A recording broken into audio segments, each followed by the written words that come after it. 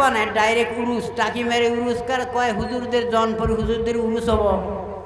ঠিক আছে, কোনো কথা নাই। আমাদের জলেশ্বর উরুস হয়, পাকিরটারি উরুস হয়, পদ্মার আলগা উরুস হয়, বিলাসীপাড়া উরুস হয়, অমুক জায়গায় উরুস হয়, হয় না হয়? নতুন কথা না। গতিকে আমরা ওইলে আওর তো আর কিছু বুঝি না, সেটা উরুস করলে বুঝি, সোজা কথা। যাই হোক,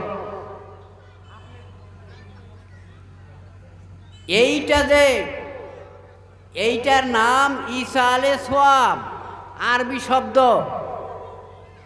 এই যে হ্যান্ডবিলে লেখা আছে ইসালে সোয়াব।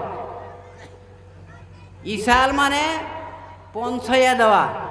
আমার একটা বস্তু আপনার কাছে দিয়া দিলাম, সোয়াব মানে সোয়াব, তার মানে বান্দাদের তরফের থেকে, আপনাদের পক্ষ থেকে, আপনাদের সাইডের থেকে যা কিছু পড়াশোনা করবেন, আল্লাহ যা কিছু নেকি দিবে, সারা রাত বসে বসে ঠান্ডার ভিতরে বয়ান শুনবেন, হুজুরদের কথা শুনবেন, শতবার মুখ দিয়ে সুবহানাল্লাহ বলবেন, শতবার লা ইলাহা ইল্লাল্লাহ বলবেন, শতবার আলহামদুলিল্লাহ বলবেন, শতবার সাল্লাল্লাহু আলাইহি সাল্লাম দরুদ পড়বেন। এই যে সারা রাত যে আপনারা কাটায়া এই জবান দিয়া মুখ দিয়া সুবহানাল্লাহ বললেন, লা ইলাহা ইল্লাল্লাহ বললেন, আলহামদুলিল্লাহ বললেন, আর নবীজির উপরে দরুদ পড়লেন, আরও পড়াশোনা করলেন, এবং অনেকে পড়াশোনা করে কোরআন শরীফ খতম তুলে আসছে, সেগুলি দোয়া হবে। কেউ কালেমার খতম তুলে আসছে, সেটার মোনাজাত হবে, দান খয়রাত হবে, ইত্যাদি যত রকমের সওয়াব বান্দাদের তরফের থেকে আল্লাহর দরবারে পৌঁছা দেয়। আল্লাহ রব্বুল আলামিন আবার আমাদের ময়মুরব্বী বাবা মা দাদা দাদি নানা নানি ছেলে মেয়ে যা মারা গেছে তাদের আল্লাহর রুহের কাছে পৌঁছায় দিয়ে মাফ করে দেন। এর নাম হলো কি? ইসালে সোয়াব। কথা বুঝে আসে নাই না? আর একটু ফাঁকে বসি, কথাটা বুঝে আসছে? ইসালে সোয়াব মানে কি হলো? সোয়াবটা বান্দার জীবিত আমাদের পক্ষ থেকে নিয়ে আল্লাহর কাছে দিয়ে দেওয়া, আর আল্লাহ আমাদের যেগুলা মানুষ মারা গেছে তাদের কাছে আল্লাহ কি করে দেয়? সোয়াবটা পৌঁছে দেয়।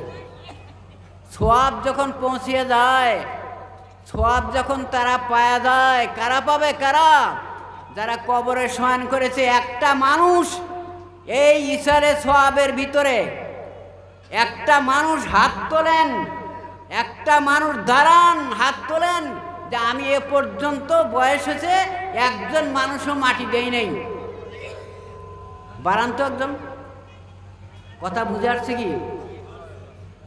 কথা তো আমাদের সোজা কথা বলি, বুঝ আসে না তো, একটু টাইট করে কওয়া লাগে। কথাটা বুঝছেন?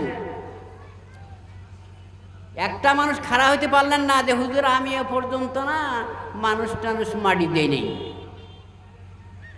আছে কি? এখনো আছে, নাম বলবো না, নাম বলবো না।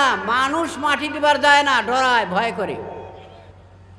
ওর মরা লাগবো না, ওর মরা লাগবো না।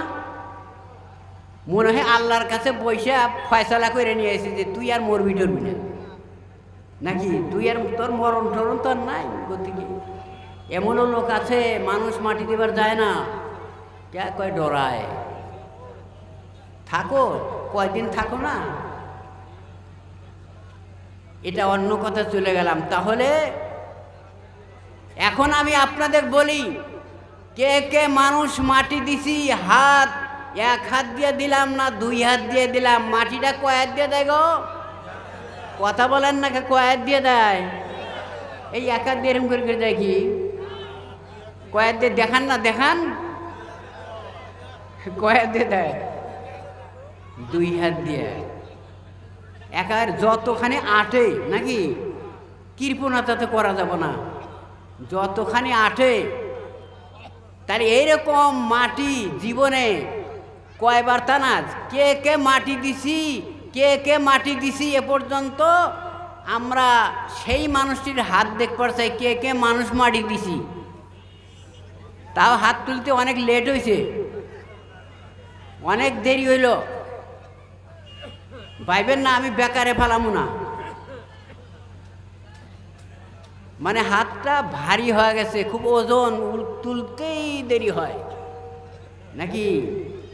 ঠান্ডাও পড়ছে ইচ্ছা মতো, আমি চিন্তা করতেছি করলাম কি, কম্বল নাই না। আচ্ছা, খারাপ পেলেন কি? যারা প্যান্ডেলের বাইরে ঘুরতেছেন, আমি বিদেশ থেকে তো আসি নাই, এই টাকিমারিরই মানুষ, আর ইনশাল্লাহ আমার সে বয়সে বেশি আর নাই, অল্প বেশি মিতাজি সভাপতি আছিল। টাকিমারির মানুষ, বাইরের মানুষ, যারা এই বাইরে ঘুরতেছেন না, খুব মজা লাগতেছে, মজা নাকি স্বাদ লাগে। সব দোকান দিছে তামেশগিরি, সব বাইরে হবে। যেদিন এই যে মাটিটা দিবার মানুষ আসবো না, সেদিন বাইরে হবে। যাই হোক, আপনারা ইনশাল্লাহ খারাপ পেলেন কি না? আবার হাতটা তুলি, কারা কারা আমরা মানুষ মাটি দিছি দুইটা হাত দিয়ে, কারা কারা? নারায়ে তাকবীর। মাটি তো কাঁপলো না তো। নারায়ে তাকবীর, নারায়ে তাকবীর। মাশাআল্লাহ, তকবীরের দাম আছে, ওইগুলো ব্যাখ্যা গেলে তো রাত পোষা যাব থাক। এ তকবীর মদিনার থেকে আসছে, এ তকবীর মক্কা মুআজ্জমা থেকে আসছে, আমরা বানাই নেই। যাই হোক, আমি প্রথম কথাটা বলবো, এই আজকের সভায় কেন্দ্র করে জৌনপুরী হুজুরদের উসিলা করে ওনারা যদি আমাদের দেশে না আসতেন, টাকিমারিতে না আসতেন, কাঠুরিতে, অত্র অঞ্চলে না আসলে, এনার আব্বা জানেরা, মামা জানেরা, দাদা জানেরা, কাকা জানেরা যদি না আসতেন, ওনারা যদি এদেশে পাপ না রাখতেন, যদি মানুষের দ্বারে দ্বারে গিয়ে মানুষকে ইলমে মারিফতের কথা, শরীয়তের কথা, তরিকত হকিকতের কথা যদি না বুঝাইতেন, তাহলে বলেন এখানে কি খানকা ঘর হইতো? খানকা হইতো নাকি? কেন মুখ দিয়ে কথা বলে না? খানকা হইতো কি? আপনারা দেখান টাকিমারির ভিতরে এই খানকায় কেরামতিয়া মাহমুদিয়া ছাড়া আরও কোনো খানকা আছে?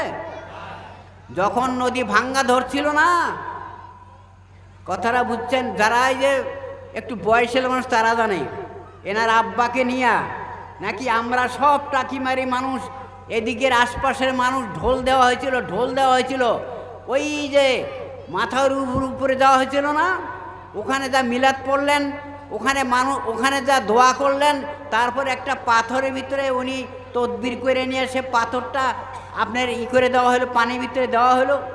আমি তো ছিলাম সাথে, আমি তো আর মিথ্যা কথা বলতেছি না, তে গতিকে এগুলা কথা বলতে চাই না। আল্লাহ রব্বুল আলামিন যে কোনো ইসে হোক, উনি তিনটা কথা বলেছিলেন যে মহিলা মানুষ, আওরত মানুষ, স্ত্রী লোক মানুষ, মেয়ে লোকেরা তারা যেন নদীর ঘাটে জানে গাও ধোয় না, শর্ত করে দিয়েছিলেন। মানছে কি? নাম্বার 2, শুক্রবারের দিন হাল মারা যাবে না খেতে, মানছে কি? মানে নাই। নাম্বার 3, নদীর কিনারে কাছারের তল দিয়া, কাছার দিয়া পায়খানা জানি করে না, মানছে কি? একটাও মানে নাই। এগুলি কথা বলা হয়েছিল, একটাও মানে নাই। পরে আল্লাহ সাহেব নদী খাতের করছে কি? আল্লাহর ইচ্ছে আসছে যেভাবে রাড়া করে বোঝেন তো, বাপরে আইসা আল্লাহ দয়া হলো, নদীটা এইখানে রইল, আমাদের মধুপুরে মসজিদটাও ভাঙ্গা হইল নাকি? আচ্ছা, এখন কথাটা হলো এই যে আল্লাহ রব্বুল আলামিন দেখাইতেছেন আমাদের, এখনো দেখান যে দেখো এখনো তোমরা হুঁশিয়ার হও, সাবধান হও, তোমরা এখনো সময় আছে, দেখো এখনো সময় আছে, কিন্তু আমরা কিচ্ছু না। যাই হোক, আমি একটা কথা এটা বলতে চাই যে আল্লাহ রব্বুল আলামিন এই যে বুজুর্গ হস্তি, যে বুজুর্গ আমাদের সামনে বর্তমানে আছেন, তেনার আব্বার নাম কি মরহুম মগফুর আলহাজ মাহমুদ হোসেন রহমতুল্লাহ আলাইহি নাকি সিদ্দিকী রহমতুল্লাহ আলাইহি, ওনাকে আপনারা দেখেছেন না নাই? উনির কাছে বয়াত পড়া কয়জন আছেন? অনেক লোক আছে না? আচ্ছা, উনি বিদায় হয়েছেন, ওনারও বড় ভাই ছিলেন, এই হুজুরের বড় ভাই ছিলেন, উনিকে আল্লাহ নিয়ে গেছেন। তারপর ফারুক সাহেব রহমতুল্লাহ আলাইহি, আল্লাহ এনাকে রাখছেন। এনারা এখন বয়স অনেক হয়ে গেল, আস্তে আস্তে অনেক হয়ে গেল। একটা আনন্দের সংবাদ দেই, খুশির সংবাদ দেই, খুব ভালো সৌভাগ্যশীল, ভালো কপাল, ভালো তকদির, ভালো ভাগ্য ওই মানুষটারই, যে মানুষটা আজকের এই সভায় আসছেন এবং বসছেন, লড়াচড়া করতেছেন না, এদিক ওদিক ওঠা উঠে নাই, বাজার করতে নাই, দোকানে চার আড্ডা নাই, গল্পর আড্ডা নাই, যেনারা এই রহমতের প্যান্ডেলের নিচে, আল্লাহর মাগফিরাতের প্যান্ডেলের নিচে, দোয়া কবুলিয়াতের প্যান্ডেলের নিচে লক্ষ লক্ষ ফেরেশতা, অগণিত ফেরেশতার মজমায় বসে থাকা প্যান্ডেলের ভিতরে যারা বসে আছেন, তারা আজকের সৌভাগ্য, ধন্য নসিব, ভাগ্য কপাল। কিয়ামতের ময়দানে আপনারা এই প্যান্ডেলটার ছবি সুদ্ধা আপনারা কোথায় বসেছেন, আপনার সামনে ডাইনে বাই পিছনে কি আছে সব আপনি পেয়ে যাবেন কিয়ামতের মাঠে, নিজে আল্লাহ রাব্বুল আলামিন দিয়ে দিবে হাতে। আর যারা প্যান্ডেলের বাইরে ঘুরতেছে, প্যান্ডেলের বাইরে তামসা দেখে, ঘোরাগাড়ি করে, আর মজা আছে, খালি ঘুরতেছে আর ঘুরতেছে, ঘুরতেছে আর ঘুরতেছে, তারা কোন দল? সে দলের কথা বললে আপনারা রাগ হবেন। আল্লাহ নবী সাল্লাল্লাহু আলাইহি সাল্লাম আল্লাহর খানা কাবার সামনে দিনের দাওয়াত দিতেছেন, অল্প পরেই অল্প দূরে খানিকটা ফাঁকে তামসা দেখে আবু জেহেলের দল। আবু জেহেলের দল আল্লাহ নবীর শত্রু বাহিনী, তারা আল্লাহর কোরআনের তারা শত্রু, তারা আল্লাহর দিনের শত্রু, তারা বাইরে তামসা দেখছিল আর নানান উপহাস করেছিল, নানান রকমের ধিক্কার ক্রিটিসাইজ করেছে, নানার সেই কথা। আমার ভাইয়েরা যারা প্যান্ডেলে বাইরে আছেন আপনারা বোঝেন। তাই আবু জেহেলের মতো পাপাচার, গুনাহগার, পাপিষ্ট, নবীর শত্রু, ইসলামের শত্রু, কোরআনের শত্রু, আল্লাহর শত্রু এই পৃথিবীতে কেউ নাই। কাজেই আপনারা যেনারা বাইরে ঘুরতেছেন কপাল নষ্ট করে যাবেন না, কপালে আপনারা খারাপ নিয়ে যাবেন না। ইনশাল্লাহ আপনারা এসেছেন নিয়ত নিয়ে, এখানে প্যান্ডেলের ভিতরে বসুন। আল্লাহ পাক অল্প সময়ে যতটুকু বসবার তৌফিক দেয় ইনশাল্লাহ বসে থাকুন, ফায়দা হবে, লাভ হবে। আমি পরিচয় অল্প সামান্য কয়েকটা কোথায় দিয়ে যাব, বেশি টাইম দেরি করবো না। যাই হোক, ঠান্ডা আমার খুব লাগছে। আপনারা আবার মোহাব্বতে জোরে জোরে, মোহাব্বতে সুরে জোরে জোরে দরুদ শরীফ পড়েন। তার আগে আমি নবীর এশকে, নবীর মায়ায়, নবীর এশকে ইনশাল্লাহ আমি দু একটা কথা গজলে বলবো। আল্লাহ যদি দিত পাখা বানায়া, আল্লাহ যদি দিত পাখা বানায়া, মদিনাতে যেতাম আমি উড়িয়া, মদিনাতে যেতাম আমি উড়িয়া, মদিনাতে গিয়া আমি উড়িয়া, মদিনাতে যায়া আমি উড়িয়া, রোজা পাকের সামনে থাকতাম দাঁড়ায়া, রোজা পাকের সামনে থাকতাম দাঁড়ায়া, রোজা পাকের সামনে আমি দাঁড়ায়া, রোজা পাকের সামনে আমি দাঁড়ায়া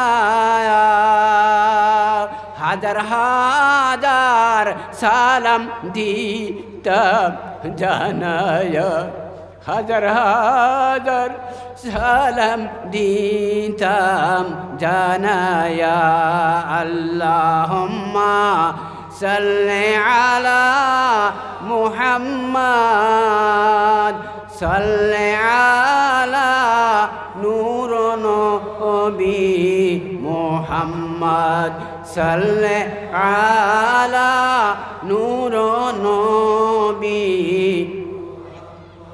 যাই হোক, আপনাদের খারাপ লাগলো? খারাপ লাগছে?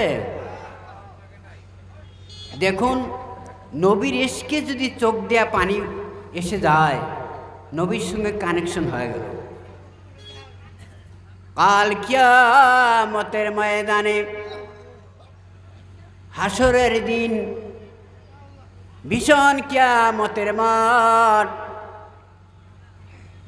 ইয়াউমা ইয়াফিরুল মারউ মিন আখিহি ওয়া উম্মিহি ওয়া আবিহি ওয়া সাহিবাতিহি ওয়া বানিহি। এমন কিয়ামতের ভীষণ দিন হয়ে যাবে, নিজের প্রাণের টুকরা, কলেজার টুকরা, নিজের মা, নিজের আব্বা, নিজের ঘরের স্ত্রী কেউ ধরা দিবে না, কেউ আপনাকে উপকার করবে না। একটা নেকি যদি কম পড়ে যায়, একটা নেকি যদি শর্ট পড়ে যায়, আল্লাহর কাছে যদি বলেন আল্লাহ আমার একটা নেকি শর্ট পড়ে গেছে, কম পড়ে গেছে রে আল্লাহ, আমাকে একটু সময় দাও। আমার আব্বা কষ্ট করে মানুষ করেছে, আমার মা কষ্ট করে পেটে বোঝা পাইছে, আল্লাহ ওই মাকে আমি যারা ধরি, কিয়ামতের মাঠে তালাশ করে করে বাড়ি করি। আমার আব্বার আমি একমাত্র ছেলে ছিলাম, আমি আদরের ছেলে। আমার আব্বা আমাকে ছাড়া খায় নাই, ঘুমায় নাই। আমার আব্বা প্রাণ প্রিয় আমি ছিলাম। ও আল্লাহ আমাকে একটু সময় দিয়া দেন আল্লাহ। আমার আব্বাকে বলবো, আব্বা ও আব্বা একটা নেকি যদি আমাকে দিয়া দিতে পারেন, আল্লাহ পাক আমাকে মাফ করে জান্নাতে বেহেশতে দিয়া দিবে। কিয়ামতের ময়দানে তালাশ করা শুরু করে দিবে। এমন তালাশ করবে, করতে করতে আব্বাক পেয়ে যাবে, আম্মাক পেয়ে যাবে, মাকে জড়াইয়া ধরে কানবে, মা ও মা তোমার আমি একমাত্র ছেলে ছিলাম মা, আমার জন্য তুমি জানকে দিয়ে দিয়েছিলে রে মা, আমি তোমার বেটা, মা আদরের বেটা, আমাকে একটা নেকি যদি তুমি দিয়া দিত মা, আমাকে আল্লাহ মাফ করে দিবে মা। মা বলবে, বাবা বলবে, বেটারে এটা জানো না, এটা কিয়ামতের ময়দান, এটা হাসরের ময়দান, আমি তোমাকে একটা নেকি দিতে পারবো না রে বাবা। ও বাবা, এখানে বাবা পরিচয় দিলে চলবে না, এখানে মা পরিচয় দিলে চলবে না। বাবা আমি সহায় করতে পারবো না রে আব্বা। চলে যাবে, মানে সরাইয়া দিবে, কেউ কারো কাজে আসবে না। প্রাণের ভালোবাসা বিবি, ওই বিবি তামাম জীবন আপনার সঙ্গে সংসার করেছিল রে বাবা, ওই বিবির জন্য সব কিছু আপনি করেছেন। আরে বিবি কেমনে খুশি হবে, শান্তি পাবে, সেটা তামাম জীবন চেষ্টা করলেন। ওই বিবিকে ধরবেন, ওই বিবি বলবে না না না, এটা কিয়ামতের ময়দান, ওগো স্বামী এখানে পরিচয় দিলে হবে না, আমি আপনাকে নেকি দিতে পারবো না। সব শেষ ওই দিন। আজকে আল্লাহ নবীর ইশকে, আল্লাহ নবীর মায়ায় মোহাব্বতে যার চোখের পানি ঝরে, যার চোখের পানি ঝরবে, আল্লাহ পাক ফেরেশতাকে বলে দেয়, ও ফেরেশতা রে, দেখো না রে বান্দা, ও আমার ফেরেশতা দেখো রে আমার বান্দাকে দেখো, আমার বান্দা আমার হাবিবের মায়ায়, আমার হাবিবের ইশকে মোহাব্বতে দেখো তার চোখ দিয়ে ঝরঝর করে পানি বের হয়ে গেছে রে ফেরেশতা। তোমরা আমার মোহাব্বতের বান্দার চোখের পানিটা জমা করে নাও, জমা করে রাখো, সংরক্ষিত করে রাখো। কাল কিয়ামতের ময়দানে আল্লাহ পাক অনেক বান্দার চোখের পানি বের করে দিবে। আল্লাহ পাক সেই চোখের পানির উচিলায় আল্লাহর হাবিবের ইশকে মোহাব্বতের চোখের পানি এসে গেছিল, আল্লাহর ভয়ে চোখের পানি এসে গেছে, জাহান্নামের ভয়ে আল্লাহ পাক বলে দিবে ফেরেশতারে আমার বান্দার চোখের পানিটা তুমি নিয়ে নাও। আমার বান্দার ওই যে জাহান্নামের আগুন হুকুম করা হয়েছে, তাকে জাহান্নামের আগুনটা চোখের পানিতে নিভাইয়া দাও। এত মূল্যবান মানুষ কান্দে কোনে জানেন যায়, এটা কইলে আপনারা রাগ করবেন। তে আজকের এইগুলোর সভা কান্দাকাঠির সভা, তকদির বদলানের সভা, দোয়া নেওয়ার সভা, আজকে নিজের জীবনকে পরিবর্তন করার সভা। জীবনে নামাজ পড়ি নাই, ভালো লাগে না, হুজুরদের আজকের সবাই আসা আজকে কান্দা এসে গেল, মনটা নরম হলো, তাহলে আল্লাহ পাক রব্বুল আলামিন আপনার তকদিরকে বদলায় দিল। আপনার নামটা আল্লাহর প্রিয় বান্দার খাতার ভিতরে আল্লাহ দিয়া দেয়, বলি সুবহানাল্লাহ। একটু পরিচয়, আপনারা আমরা বসছি কোথায়, কোন পীর সাহেবের হুজুরের ডাকে, কার দাওয়াতে আমরা আজকে আসছি, ওনাদের পরিচয় তো আমরা জানি না গো। একজন নেতা খাতা আসলে মানুষ ফাড়ি দিয়ে দেওয়া যায় গো, ফাড়ি দেওয়া পর্যন্ত একটু ওনার সাথে হ্যান্ডশিপ করব, একটা আবদার দিব, কথা বলবো, মানুষ পাগল হয়ে যায়। কিন্তু কোন নেতা সাহেবের হাতে হাত মোছাফা করলে 10টা গুনাহ কি জয়রা পড়ব? কোন হুজুররা আছেন বলতে পারবেন যে অমুক নেতা সাহেবের কাছে হাত মোছাফা করলাম 10টা নেকি কি জয়রা পড়ছে, কি শরীরের থেকে 10টা গুনাহ মাফ হয়েছে? কেউ বলতে পারবে কি? আল্লাহর ওয়ালির সাথে আল্লাহর ভালোবাসা, আল্লাহর প্রিয় মেহবুব আল্লাহর ওয়ালি, আল্লাহর ওয়ালির সাথে, আল্লাহর বন্ধুর সাথে, আল্লাহর দোস্তর সাথে যদি হাতটা মোছাফা করলেন, আপনার চক্ষুদা দুইটা, আপনার চক্ষু দিয়া ছায়া ছায় আল্লাহর ওয়ালির চেহারাটা দেখলেন, আল্লাহর ভালোবাসা, আল্লাহর ওয়ালি, আল্লাহর বন্ধুর চেহারাটা ছায়া দেখলেন। আল্লাহর হাবিব বললেন মান সাফাহা বিল আলিমি কান্নাহু সাফাহানি। আল্লাহর হাবিব বললেন সাহাবীরা তোমরা শুনে নাও, আমি ইন্তেকালের পরে হক্কানি আলেমের চেহারার দিকে চা থাকলে, হক্কানি আলেমের হাতে হাত মুসাফা করলে আমি নবীর চেহারা দেখার মতো তোমরা পেয়ে যাবা। আমি নবীর হাতের সঙ্গে মুসাফা করার মতো তো আল্লাহ পাক তোমাদের সওয়াব দিয়ে দিবে। সুবহানাল্লাহ। আমাদের সম্মুখে যে আল্লাহর ওলি বসে রয়েছেন, উনি ঘুমান না, উনি আরাম করেন না, মুরিদানদের জন্য, আল্লাহর নবীর হাবিবের উম্মতের জন্য। এখান থেকে জয়নপুর কয়েক 100 মাইল, 1,500 মাইল দূরে আছে। তারা কষ্ট করে সারা সফরটাই মুসাফির, উনি মুকিম না, মুসাফির। মানে 48 মাইল দূরে গেলেই এক জায়গায় 15 দিনের কম নিয়ত করে থাকলে মুসাফির।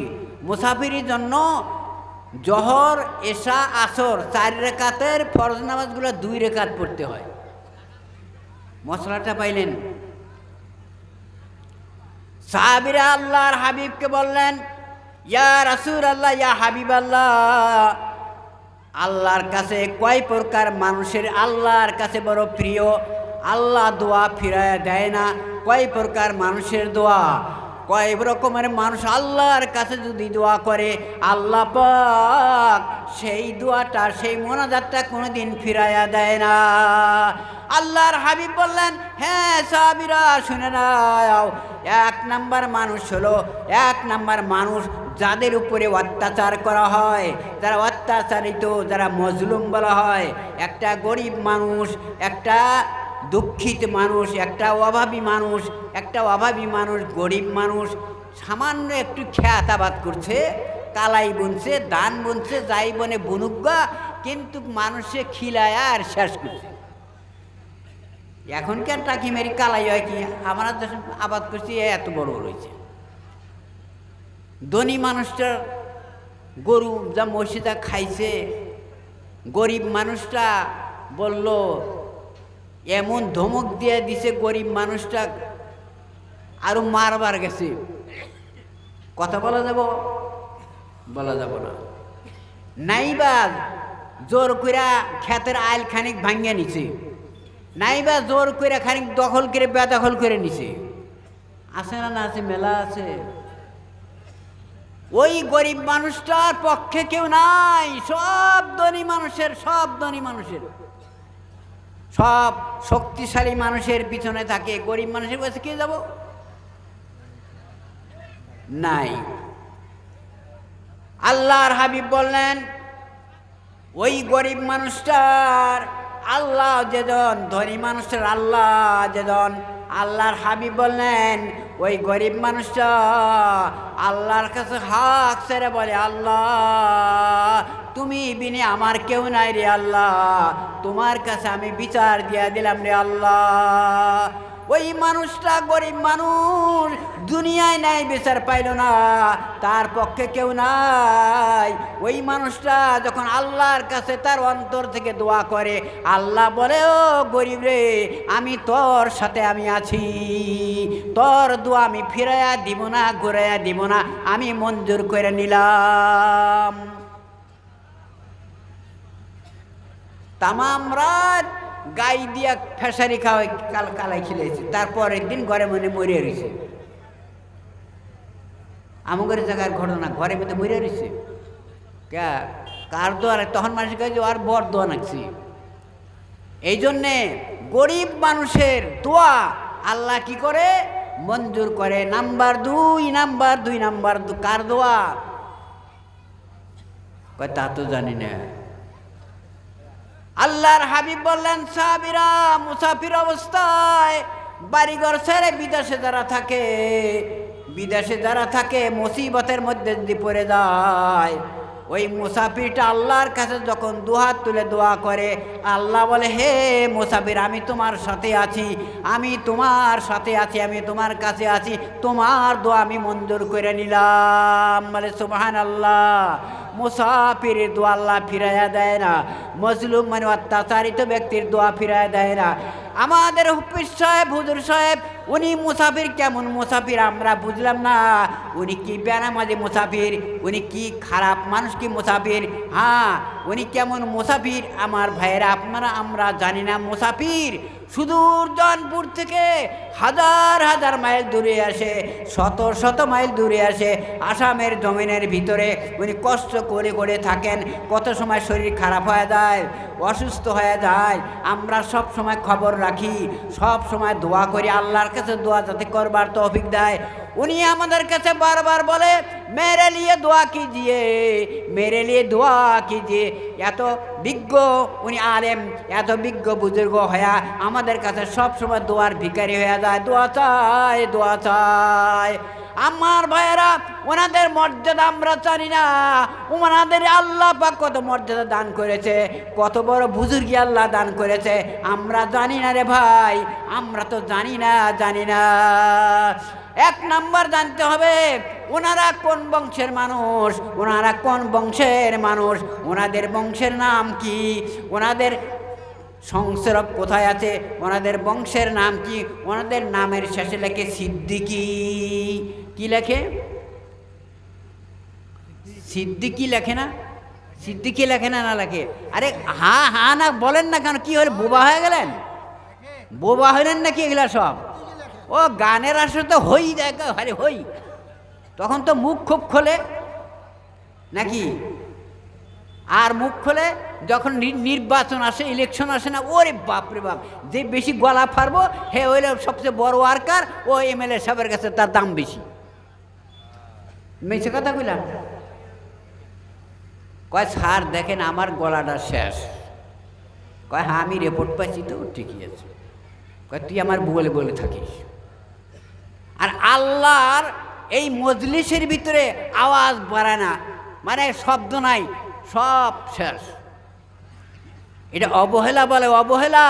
এর আগেই তো বললাম আজকের এই সবাই ইশারে সবের মানে কি, অর্থ কি, তাৎপর্যটা কি, বিষয়বস্তুটা কি। আপনি সুবহানাল্লাহ পড়বেন, আল্লাহ আকবার করবেন, লা ইলাহা ইল্লাল্লাহ করবেন, তসবিহ বলবেন, হানা বলবেন, আল্লাহ খুশি হয়ে যাবে, এটা সওয়াব দিবে। ওই সওয়াবগুলো আবার ঘুরা কবরে পাঠায় দিবে নাকি?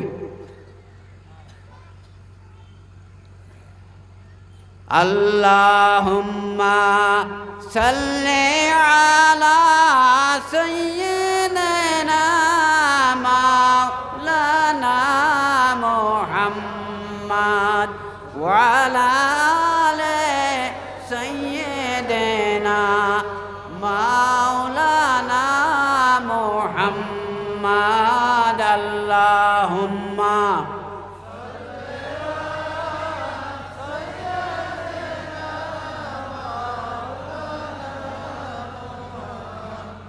وعلى آل سيدنا।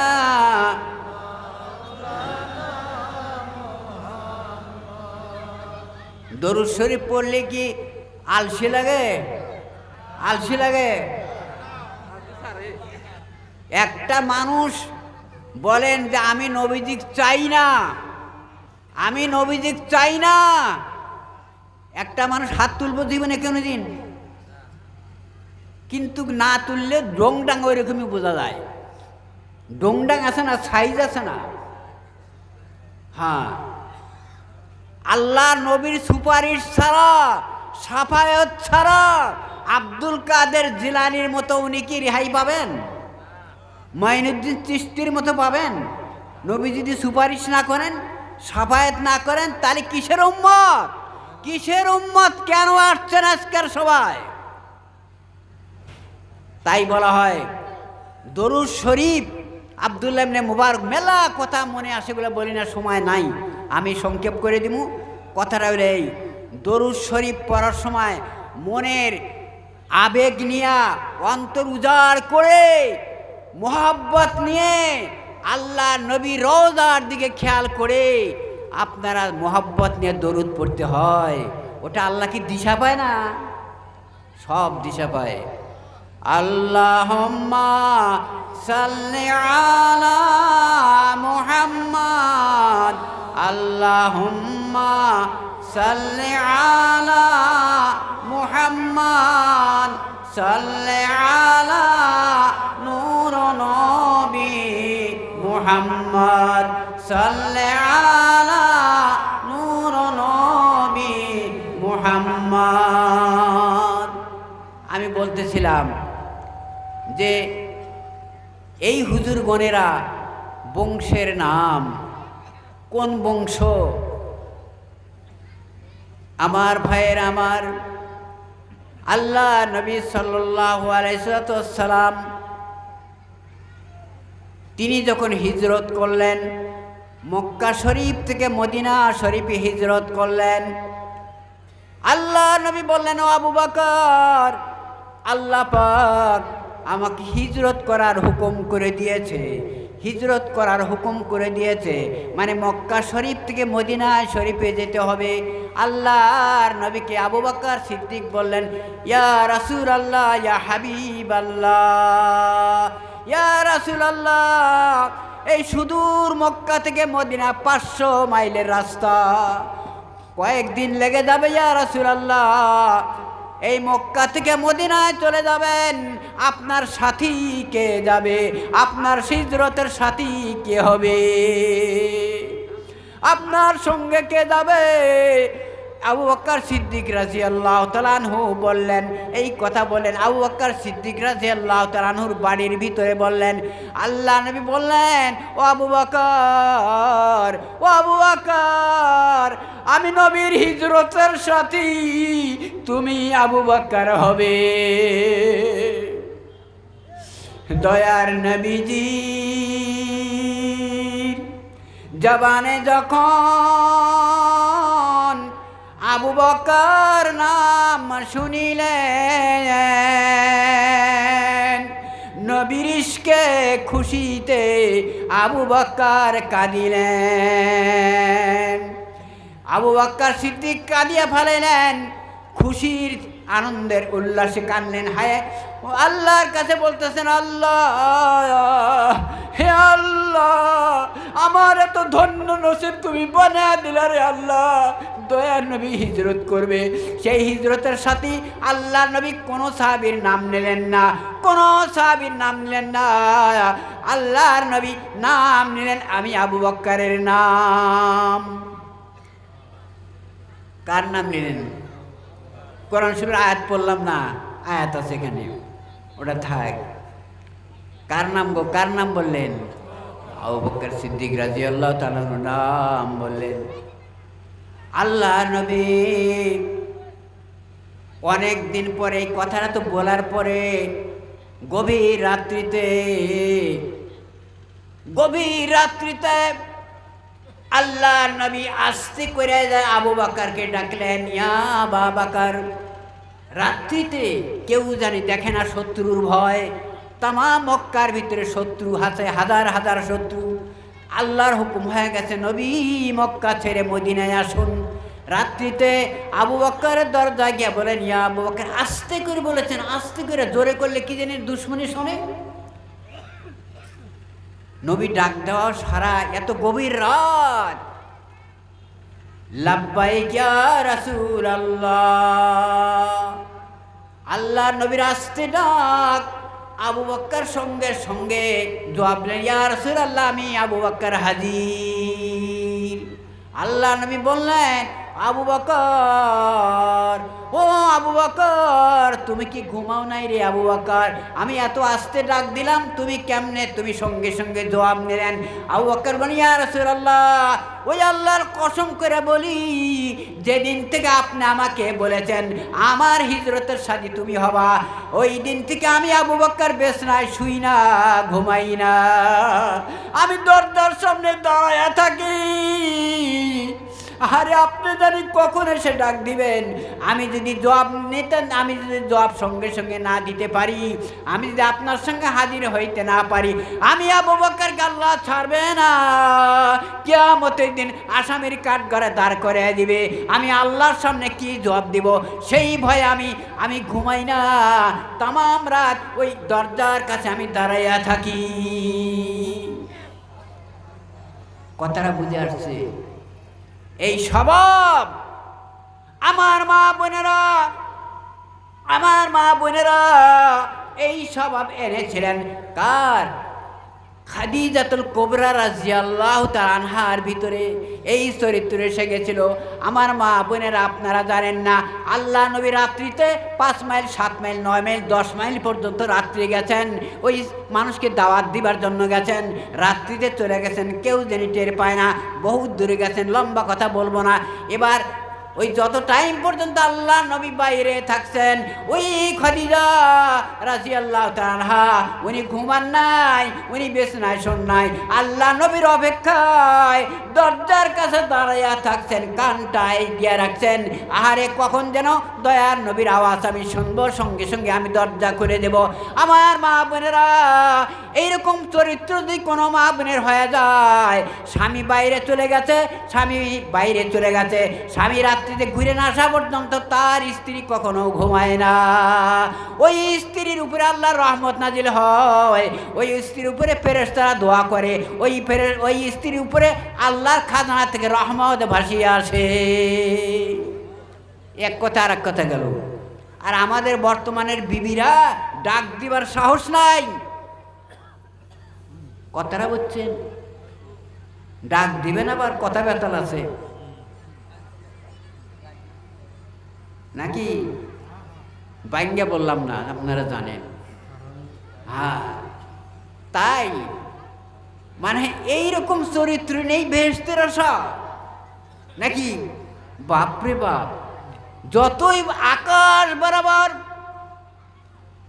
জমিন থেকে আকাশ বরাবর বন্দেগী যদি কোনো মেয়ে মানুষ করে, তাম পৃথিবী শুদ্ধ দিয়ে সেজদা করে আর নেকি করে, কিন্তু তার স্বামী যদি বেজার, তার স্বামীর মনে দুঃখ দিছে, কষ্ট দিছে, আঘাত দিছে, কলেজাটা ছিদ্র করে দিছে নাকি, ওই মেয়ে মানুষের একটা বন্দেগী আল্লাহ কবুল করবে না, কিচ্ছুই না।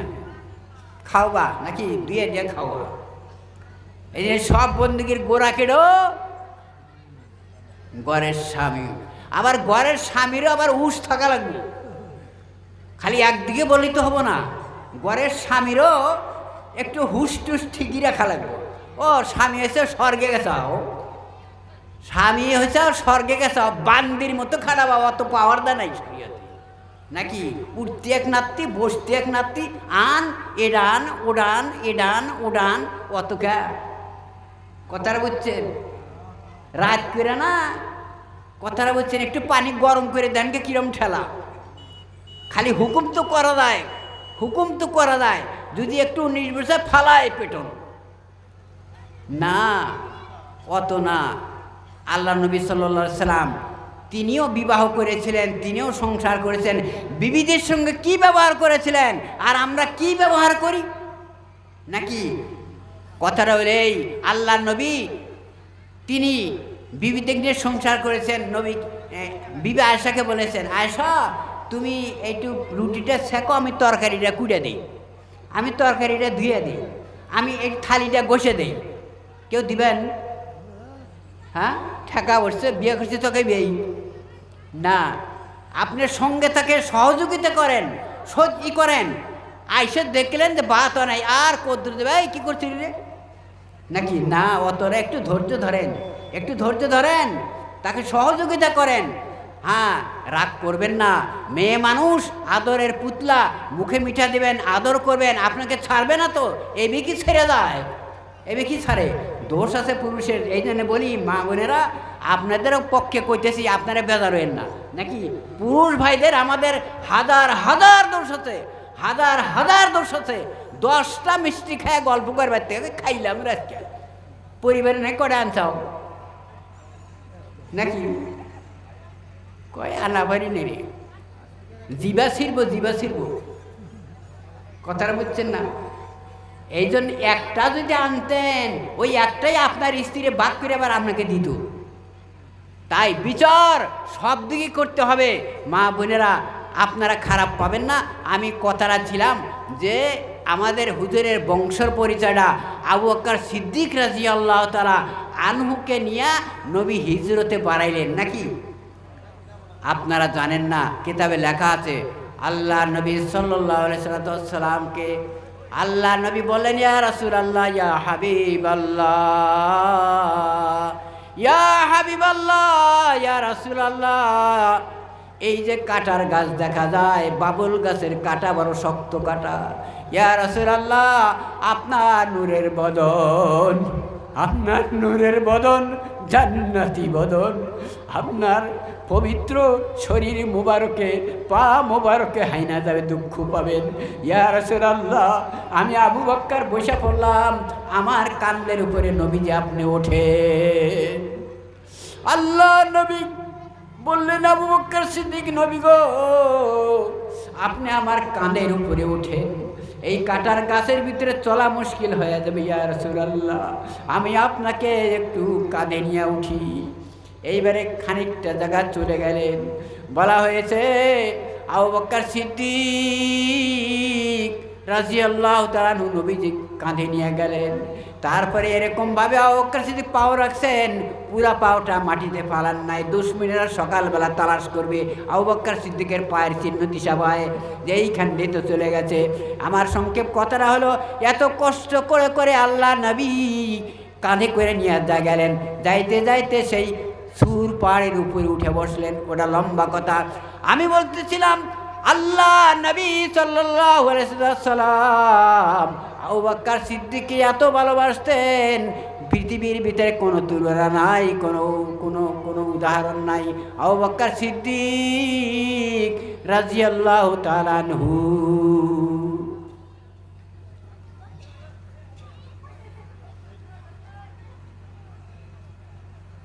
আবু বকর সিদ্দিক রাদিয়াল্লাহু তাআলা আনহু ইন্তেকাল নিকটে এসে গেছে। 63 বছর বয়স নবীজির, 63 বছর বয়স আবু বকর সিদ্দিক, 63 বছর ওমর ফারুক, 63 বছর হযরত আলী, হযরত উসমানের বয়স 80-র উপরে। ইন্তেকাল হইতেছেন অল্প আগেই ওমর ফারুককে বললেন, হযরত আলীও আসছেন আবু বকর সিদ্দিকের কাছে। আয়সা বসলেন, আবু বকর সিদ্দিকের কাছে বসলেন, হযরত আলী কারিমুল্লাহ ওয়াজহু বসলেন। আহারে, বসার পরে তারপরে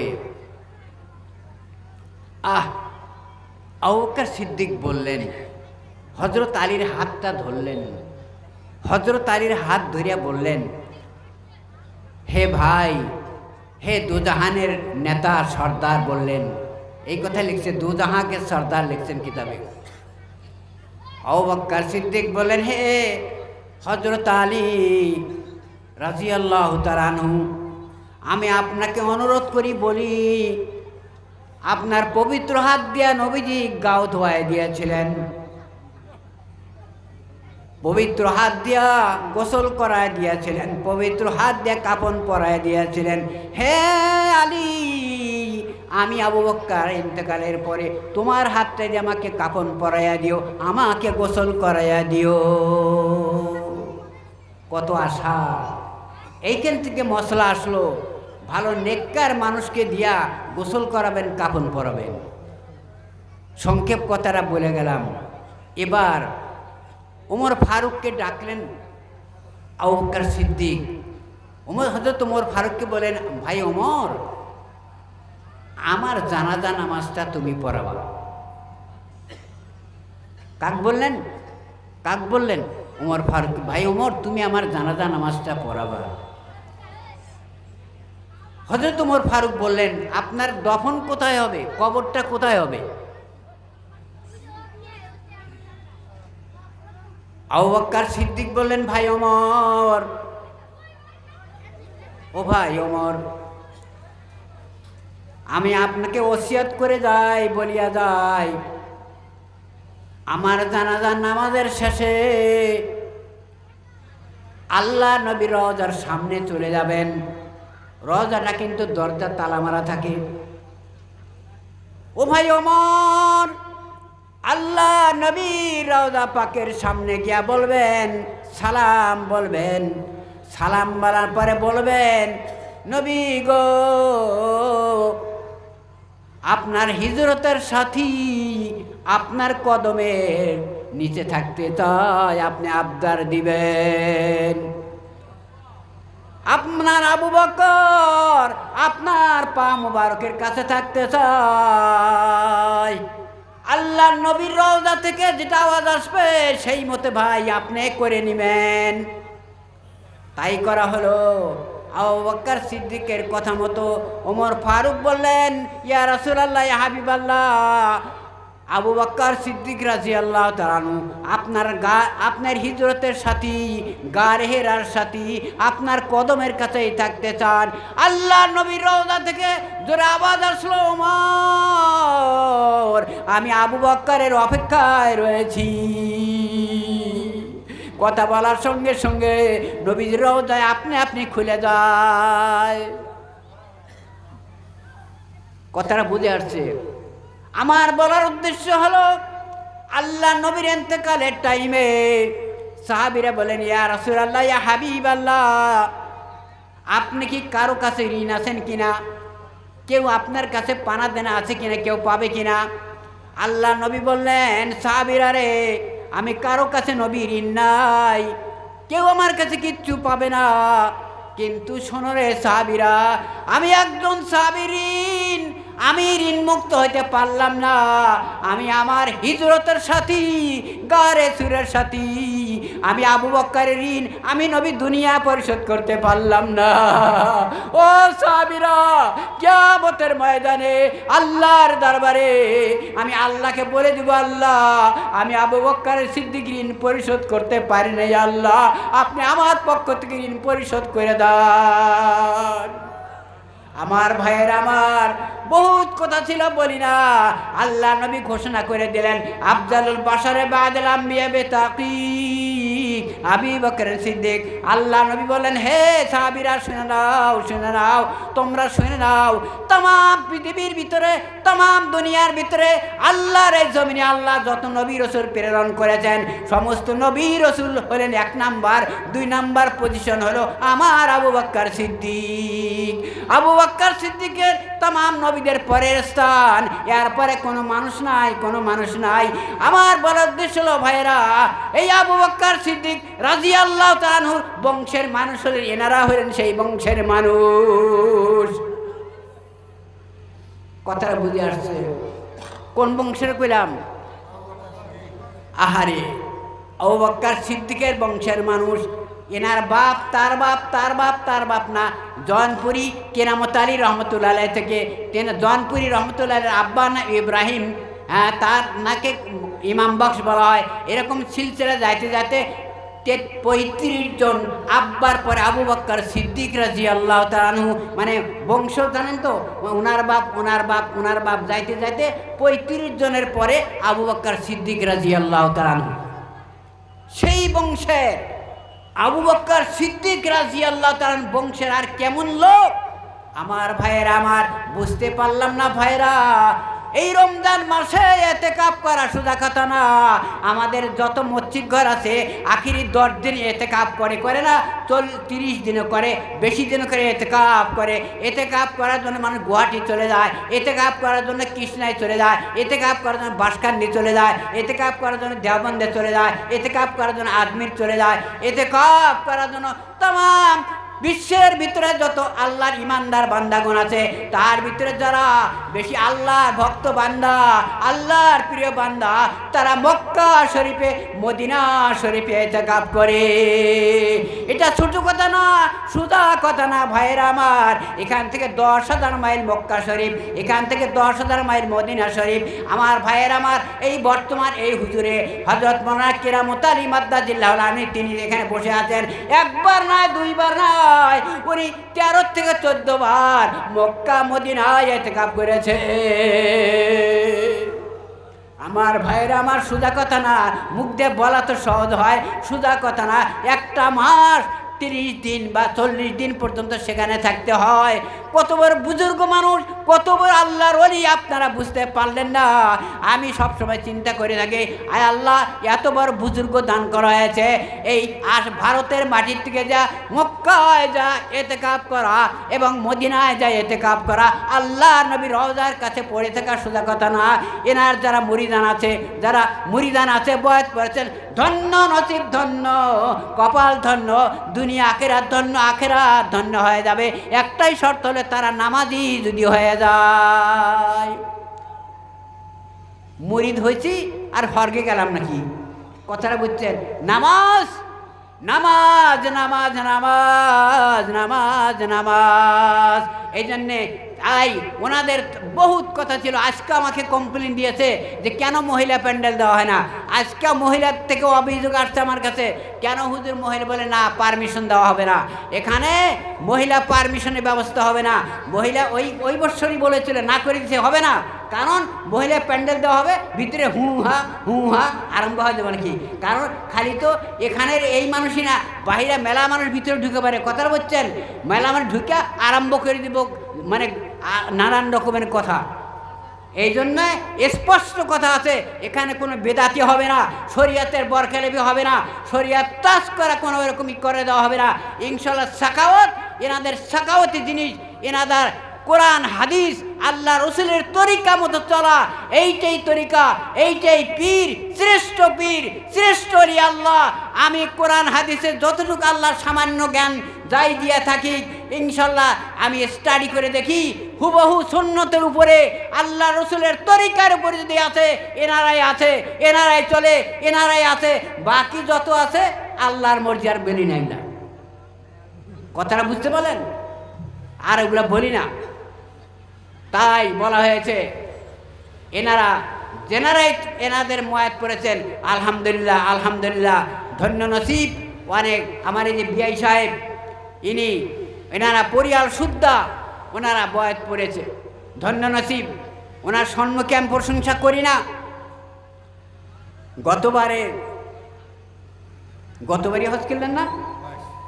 22-এ আল্লাহ ওনাদের হজ করাইলো। এই হজের কথাটা বলে আমি শেষ করে মিটে দিচ্ছি না, দিয়েন না, আমার তো সব দিলে জরুরি কথা, বুঝলেন না? সারা রাত বড় ওয়াজ কত হারে ওয়াজ হেসা মানে 0, পায়া গেলাম কি নিয়ে গেলাম কি, কথাটা বুঝতে পারলেন? সেটা হলে এখন আর একটা কথা চলে যাই। এবার এনাদের পরিচয় শুনলেন। এই হজ ইসলামের 5ম নম্বর একটা বড় একটা রুকুন, একটা ভিত্তি, একটা ফরজ।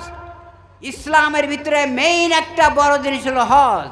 আল্লাহ সূরা হজের ভিতরে বলছে, কি বলেছে? আযিন বিল হজ্জি ফিন্নাস, কোরআন শরীফের আয়াত। ওই লম্বা কথা বলি না, ইব্রাহিম আলাইহিস সালামের ঘোড়া থেকে ওরা থাক। এই হজে যারা হজ্জে মবরুর বা হজ্জে মকবুল যারা হয়েছে, কিয়ামতের ময়দানে, হাসরের দিন, যেদিন কেউ সুপারিশকারী থাকবে না, আল্লাহ রসুল ছাড়া থাকবে না, আল্লাহ নবী ছাড়া সাফায়াতকারী কেউ থাকবে না। আল্লাহর হাবিব থেকে বলা হবে, আল্লাহর কাছ থেকে বলা হবে, ঘোষণা করা হবে। আল্লাহর হাবিব বললেন, হে আমার উম্মতের হাজী সাহেবগণ, তোমরা শোনো, তোমরা শুনে নাও। আল্লাহ পাক আমাকে বলে দিয়েছে, আমার উম্মতের মধ্যে যারা খাঁটি হজ করবে, আল্লাহ যাদের হজ কবুল করেছে, ও হাজী সাহেবরা, তোমারা আল্লাহ একটা দায়িত্ব দিয়েছে। 400 মানুষ যাদের উপরে জাহান্নাম ওয়াজিব হয়ে গেছে, যারা জাহান্নামী হয়ে গেছে, ওই সমস্ত জাহান্নামী 400 মানুষকে সুপারিশ করিয়া ওই হাজী সাহেব আল্লাহর জান্নাতে নিতে পারবে। সুবহানাল্লাহ। 400। একজন হাফেজ সাহেব কোরআন শরীফ 30 পারা কোরআন শরীফ মুখস্থ করেছে, আমল করেছে। আল্লাহর হাবিব বলবেন, ও হাফেজ সাহেব, তুমি 10 জন মানুষ নিয়ে, তোমার বংশের 10 জন নিয়ে, মা বাপকে নিয়ে তুমি বেহেশতে চলে যাও। হাফেজ সাহেবরা 10 জন নিয়ে যাবে, আর হাজী সাহেবকে বলা হবে 400 মানুষ। কয়শো বেশি এলো? কথাটা বুঝছেন? হুইনা তো ভালোই থাকে, কিন্তু হজটা কবুল হওয়া লাগবে কিরকম? ব্যবসার নিয়েতে না, বিজনেসের নিয়েতে না, আমাকে হাজী সাহেব করে ডাকবে ওই নিয়েতে না, আমাকে দাওয়াত খিলাবে ওই নিয়েতে না, নাকি? আরও কিছু 2 নম্বরই পয়সা নিয়ে না, যারা মানুষকে ঠকায়া নানান কিছু কইরা, সুদ মুদ খায়া, ঘুষ খায়া, এরা কইরা ওরা কইরা, তামাম 2 নম্বরই পয়সা নিয়ে হজ করে আসলো, তারা ঘরে বেড়ে গেল। তোমার হজ তোমার কাছে থাকবে, আল্লাহ নিবে না, সাপ নিবে না। কথাটা বুঝলেন না? খালি তো কও লাব্বাইক আল্লাহুম্মা লাব্বাইক, লাব্বাইক লা শারীকা লাব্বাইক, ইন্নাল হামদা ওয়ান নি'মাতা লাকা ওয়াল মুলকু লা শারীকা। আল্লাহ বলবে, এই কোনে আসছাস, তোর লাব্বাইক মেছে না, তুই যা এখান থেকে। কথাটা বুঝছেন? এই জন্যে খালি হজ করলেই হাজি না, হাজি নাম লেখেন দেখে গোসাই আমার নাম হাজি লেখলি না গা, তোমার হাজি ওই তো ওই পর্যন্ত শেষ নাকি? যাই হোক, মশালের কথা নিজে বলে দেয়, কেতাবে লেখা আছে, কোন হাজি সাহেব নিজের হাত দিয়ে হাজি লিখবেন না, জীবনেও না। কথাটা বুঝছেন? একটা গেল। এবার হাজি সাহেব হজ করা এত বড় সওয়াব। প্রত্যেক পদক্ষেপে যখন বাড়ির থেকে বাইরে হয়, প্রত্যেক কদমে 400 নেকি পাওয়া যায়। আল্লাহ বাড়াইতে নিতে লক্ষ নেকি তার কদমে দিয়ে দেয়। সংক্ষেপ বলে গেলাম, অত কথা বলি না। এবার কথাটা হলো এই যে হাজি সাহেব হজ করবার তো যায়, লাখ লাখ লাখ লাখ হাজিদের হজ হয় না। আমি হাজার কইলাম না, নিজের চোখ দিয়ে দেখছি যে লক্ষ লক্ষ মানুষ, লক্ষ লক্ষ হাজার হাজার মানুষের হজ হয় না। কোনো যায় আর আসে, যায় আর আসে, যায় আর আসে। কে হজের কি শিখছাও? স্পষ্ট কিতাবে লিখেছে হজে যাওয়ার আগে উপযুক্ত আলেমের কাছে শেখো হজ কেমনে করা লাগে, কেমন করে আদায় করা লাগবে, কোনটা কীবারে এহরাম কীভাবে বান্ধা লাগে, এহরাম কী কারণে নষ্ট হয়, কেমন করে করা লাগে, ছাপা মারা কীভাবে দৌড়াবা, তার নিয়াত কি করা লাগবে, তোয়াফ কী করা লাগে, হাজার হাজার ৫৫০ মশলা হজের ৫৫০। আর ইনি সব হজে যায় হুজুর টুজুর না, মনে বাপ রে বাপ। এইবার একজন কি করেছে জানেন, মানে কি করে আসছে জানেন, তোয়াফ করছে ৪৯টাই একবার নামাজ পড়ে নেই। আর মরশালা কথাটা বুঝছেন? তো এই জন্যে ভাইয়েরা হজ করার আগে ৩ প্রকার হজ, তার মধ্যে শ্রেষ্ঠ হজ হজে কিরান। হজে কিরান ১ নম্বর হজ, তারপরে তামাত্তু হজ, তারপরে ইফরাদ হজ। এবার এই বিআই সাহেবকে আমি বললাম, ডাক্তার সাহেবকে, বিআই সাহেব আপনাকে একটা কথা বলি, আমার জীবনে আফসোস, আমি ফ্যামিলি নিয়ে আল্লাহ হজ করতে নিয়েছিল, আমি ওই কিরান হজ করতে পারি নাই বিআই সাহেব, মনে ব্যথা। তাই আমি আপনাকে বলি আপনি কিরান হজ করুন। সঙ্গে সঙ্গে নিয়ত করে নিল। আপনারা জানেন না 2022 সনে তাম আসাম থেকে অনেক হাজারের সংখ্যা বলে গেলাম, ৬-৭ হাজার হাজি গেছে, মাত্র 2 জন হাজি পাওয়া গেছে কিরান হজ। তার মধ্যে লয়ার আসামি একজন, আপারে একজন পাইছি, কারণ আমি হজ কমিটির একজন ইনশাল্লাহ। তে আমাদের এই জলসা ব্লক হজ কমিটি আমরা হিসাব নেই। আপার আসামি একজন আর লয়ার আসামি নেই। এই কিরান হজে 28 থেকে 30 দিন এহরাম খোলা যায় না, কষ্ট, সেই রকম কষ্ট, আবার সুবিধাও আছে। এটা ডরায়, আগের থেকে ডরায় মানুষ, মরছি রে। তাহলে কিরান হজ আল্লাহ করবার তৌফিক দিছে। আর একটা সহিহ কিতাবে লেখা আছে, শুক্রবারের যেদিন আরফার দিন হয়, যেদিন হজ হয় জিলহজের 9 তারিখ, আমরা যেদিন গরু কুরবানি দেই তার আগের দিন, কথাটা বুঝছেন? তে জিলহজের 9 তারিখে হজ হয়, ওনারা শুক্রবার পেয়ে গেছিল। এত ভাগ্য ভালো, হাদিসে আছে শুক্রবার যদি হজ হয়ে গেল 70টা হজের সোয়াব। তাহলে কত বড় সৌভাগ্য। কিরান হজ আল্লাহ ওনাকে করেছে, 1 নম্বর হজ করেছে, 70 হজের নেকি আল্লাহ দিয়েছে। আর আমার কাছে 4 মাস ট্রেনিং করেছে, 4 মাস ট্রেনিং করেছে। আমি গল্প করি, শুদ্ধ হজ আল্লাহ ওনাকে করাইছে। তাছাড়া মোবাইলে ইমো করে দেওয়া হয়েছিল, সঙ্গে সঙ্গে ফোন করছে, বিআই সাহেব এটা করলাম, এখন এইটা করেন, এখন এইটা করবেন, এখানে এইটা করেন, শুদ্ধ হজ। এই জন্য ভাইয়েরা হজ করুন, ভালো কথা, আল্লাহ তৌফিক দিক, শুদ্ধ হজ করুন। নাম্বার 2, এবার আসছে মানুষ হজ বাদ দিয়ে দিয়েছে। গতবার আমরা 80-82 জন হাজিক বিদায় দিয়েছি এই জলেশ্বর ব্লক হজ কমিটি থেকে। এবার মাত্র 25 জনের লিস্ট আসছে, 25 জন। কথাটা বুঝে আসছেন? গতবার 80-82 জন বিদায় করলাম, আর এবার আসছে 25 জন। আর কোনে গেল? কথাটা বুঝছেন কি? দেখছেন তামসাগুলা? বাড়ে না কমে? সবটাই জানলেন বাড়ে নাকি? এবার কি হলো? মাত্র 25 জন। কারণ এই যে দেশে দেশে কোম্পানি বাইরে হচ্ছে, খালি নিয়ে যায় উমরায়, খালি উমরায়। এই উমরা হজ, ফরজ হজ বাদ দিয়া খালি ঢুকছে কোথায়? খালি কয় উমরা করো, কয় উমরা করে আসে। এটা কোনে পেল? এটা কোথায় পেল? এই করে মানুষ হজ বাদ দিচ্ছে, মানুষ বিল্ডিং দিয়েছে, মানুষ 3 তলা বিল্ডিং দিয়েছে, হজ করলো না, 3-4 বার উমরায় গেল, হজ আর করবো না। এই জন্য স্পষ্ট আল্লাহ নবী বলেছেন, যার উপরে হজ ফরজ হয়েছে, কাদের উপরে জানেন? এবার মশলার কথা বলে দেয়, আপনার এমন জমি আছে, সামান্য একটু মাটি দিয়ে বিক্রি করেন, পরিয়াল চলার অসুবিধা হবে না, কোনো অসুবিধা হবে না। এখন ওইটুক মাটি আপনার আছে, যদি ওখান থেকে 1 পোয়া বেছেন, আধা বিঘা বেছেন, 1 বিঘা বেছেন, পরিয়াল তাও চলবে, অসুবিধা নাই। তাদের উপরে হজ ফরজ, তাদের উপরে ফরজ আইনি, তাদের হজ আদায় করতে হবে। আর কথাটা হলে যে হজ যদি কেউ ফরজ হওয়ার পরে না করে, হজ করলো না, আল্লাহ বলেছেন সে মানুষটা ইহুদি হয় মরুগ্গা, হয় খ্রিস্টান হয় মরুগ্গা, তাতে আমি নবীর কোনো আসে যায় না। নাউজুবিল্লাহ বলেন, নাউজুবিল্লাহ। তার মানে হে খ্রিস্টান, হে ইহুদি, আল্লাহর কাছে হয় সে মারা যাবে, নাউজুবিল্লাহ।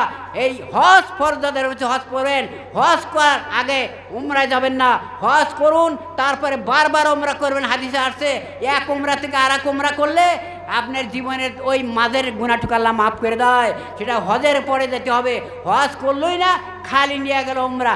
ওই যে ব্যাপারী সাহেবরা লাভ করে জানেন, লাভের জন্যে এক একটা হাজি নিলে কত টাকা পেতেছে, লাভ করতেছে। এই জন্য এটা বারবার বলে দিলাম। আপনারা কি করবেন, ইনশাল্লাহ হজের নিয়াত করুন। আর হ্যাঁ, যদি আগে উমরা করেছেন না যায়স না, কিন্তু যে পরে যে হজ বাদ দিয়ে দেয়, এই জন্য ঘোষণা দিতে আগে উমরা করলেও কিন্তু খাটাং আপনার হজ করতেই হবে, না হলে গুনাহগারের বোঝা মাথায় নিয়ে যেতে হবে। তাহলে কয়টা কথা বললাম, একটা হলো হুজুরদের বংশ পরিচয়, আর একটা হলো ইসারে সব বিষয়, আর একটা হলো কি যে হজের বিষয়। এই তিনটা বিষয় আমার সংক্ষেপ কথাটা একটু বলে গেলাম।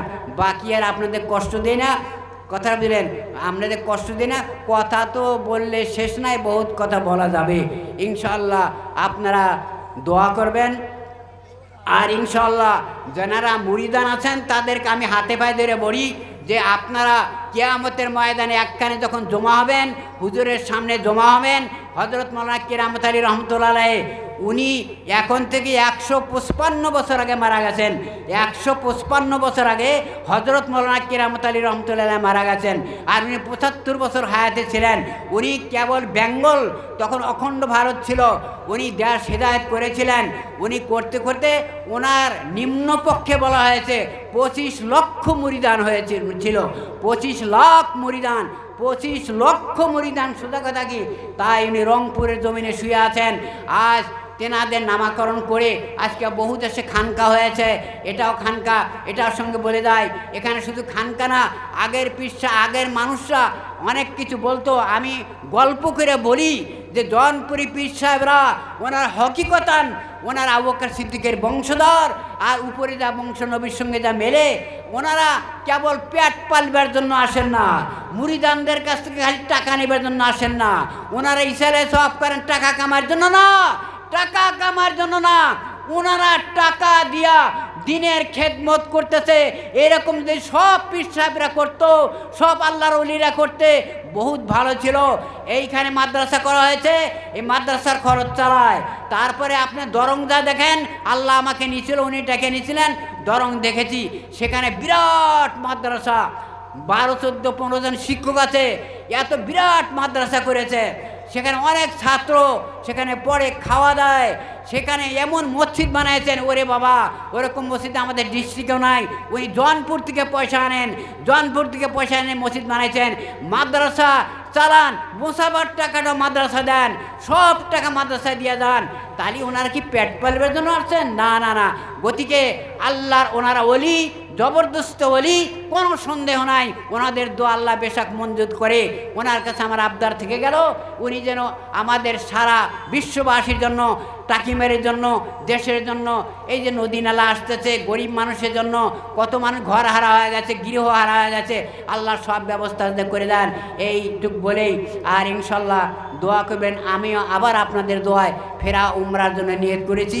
আল্লাহ যাতে নেয়, আপনাদের সালাম যাতে দিতে পৌঁছাতে পারি, ইনশাল্লাহ এটা চায়া আমার এই আলোচনায় ভুল বেয়াদবি আমি ক্ষমাতে আপনাদের কাছ থেকে বিদায় নিলাম। আসসালামু আলাইকুম ওয়া রাহমাতুল্লাহি ওয়া বারাকাতুহু। বেশি টাইম হয় নাই, 1 ঘন্টা অল্প উপরে আমি টাইম পেয়েছি।